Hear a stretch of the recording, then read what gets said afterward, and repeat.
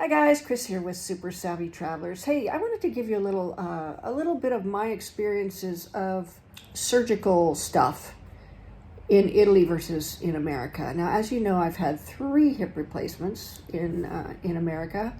The first one was done back in 2013 after a big fight to try to be able to get it. They said, you're too young, we can't give it to you. And I'm like, I am in severe pain, I need it. So finally I succeeded by going up the line and making a case. Anyway, 2013 I go in to get it done, and I get it done. And, it's painful. I'm sorry, it's painful. So one thing I noticed coming out of it is that I had a lot of mid-thigh pain, a lot. And I'm like, I don't know, hopefully this will be okay. I don't know. It was as painful as before the surgery, just in a different spot.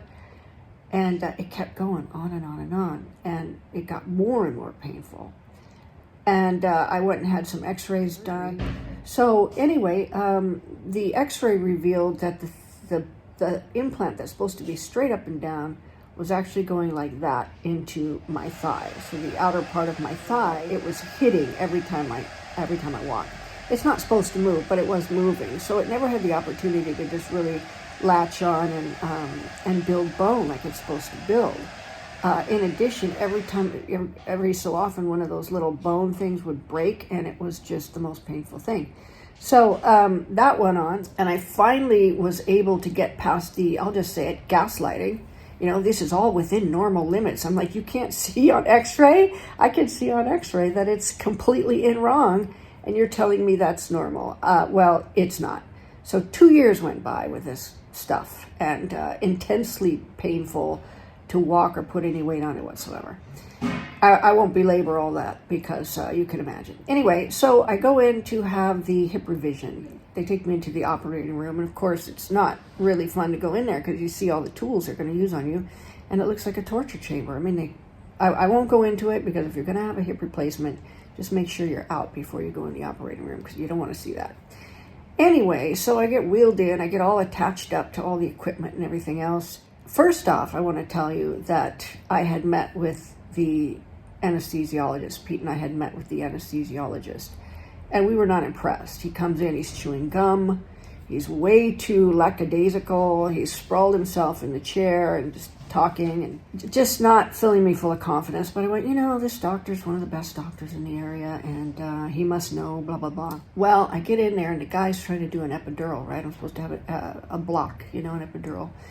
And he keeps poking, the nerve that goes down to my foot. It's really painful, and I keep yelping and jumping.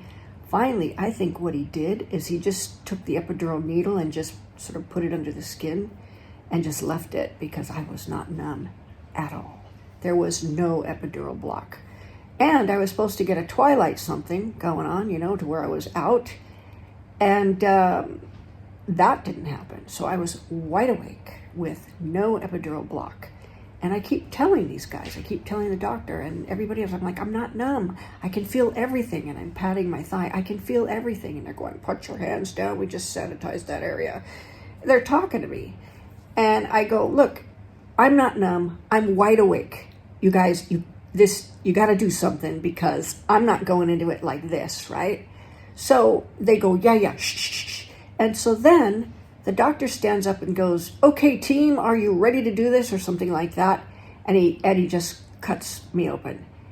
And I let out the biggest, loudest stream of expletives ever uttered in my life. I was so mad. So mad.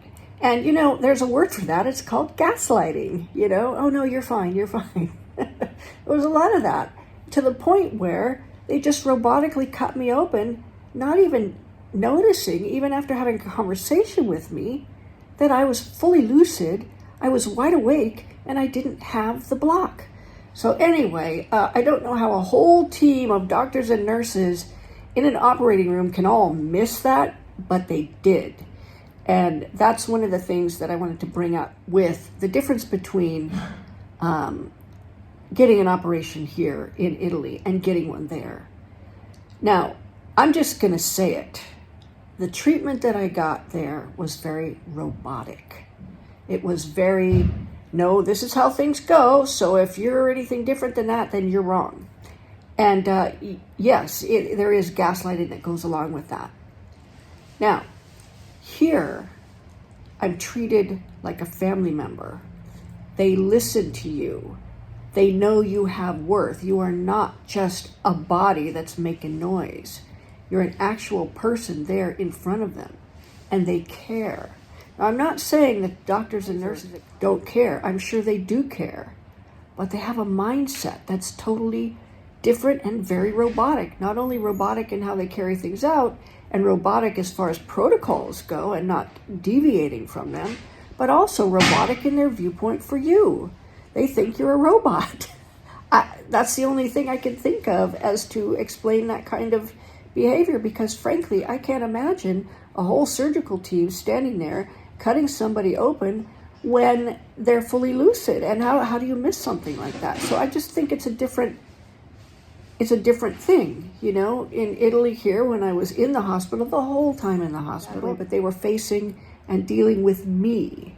And back in the US, they're facing and dealing with patient number, blah, blah, blah, robot. That's my take. It is only my opinion. You guys can weigh in. This is not a criticism on every single doctor and nurse in America. These are just my experiences with certain specific doctors and nurses. I have other experiences when I had my kids and things like that, that really kind of validate my viewpoint that that's what we're looking at. We're looking at two different mindsets. Now, in America, if they looked at the Italian mindset and they adopted it, the medical treatment would be so much better. Now, I'm no doctor, I'm no nurse, I'm no expert, but I am, I think, an expert on human behavior because I have seen and dealt with a lot. In any case, the medical treatment I got here was fantastic. Every doctor or nurse that I met was good and treated me like a person, which I think is what everybody wants. In any case, the healing is going very well.